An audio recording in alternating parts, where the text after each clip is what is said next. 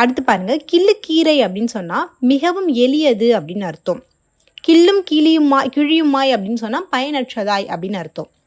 அடுத்து கிறுகிறுத்தல் அப்படின்னு சொன்னால் மயக்கமாதல் அப்படி இல்லைன்னா தடுமாறுதல் அப்படின்னு சொல்லி அர்த்தம். கீழாய் அப்படின்னு சொன்னால் சந்தாய் அப்படின்னு சொல்லி அர்த்தம். அடுத்து கீழ் நோக்குதல் அப்படின்னு சொன்னால் தாழ்ந்த நிலைக்கு போதல் அப்படின்னு அர்த்தம். குடிமுழுகி போதல் அப்படின்னு சொன்னால் முற்றும் அழிதல் அப்படின்னு அர்த்தம். குடுகுடுப்பு அப்படின்னு சொன்னால் பரபரப்பு அப்படின்னு அர்த்தம். குட்டி சுவர் அப்படின்னு சொன்னால் பழுது பாழ் மனை அப்படின்னு சொல்லி அர்த்தம். அடுத்து குண்டக்கம் மண்டக்கம் அப்படின்னு சொன்னால் சுருண்டு கிடக்கும் நிலை அப்படின்னு சொல்லி அர்த்தம். அடுத்து குண்டும் குழியுமாய் அப்படின்னு சொன்னால் மேடும் பள்ளமாய் அப்படின்னு அர்த்தம். அடுத்து குதுகுதுப்பு அப்படின்னு சொன்னால் குளிரால் நடுங்குகை அப்படின்னு அர்த்தம். குதுக்கு நிற்றல் அப்படின்னு சொன்னால் வாதாடுதல் அப்படின்னு அர்த்தம். குத்து மதிப்பாய் அப்படின்னு சொன்னால் சுமாராய் அப்படின்னு அர்த்தம். அடுத்து குமிழ்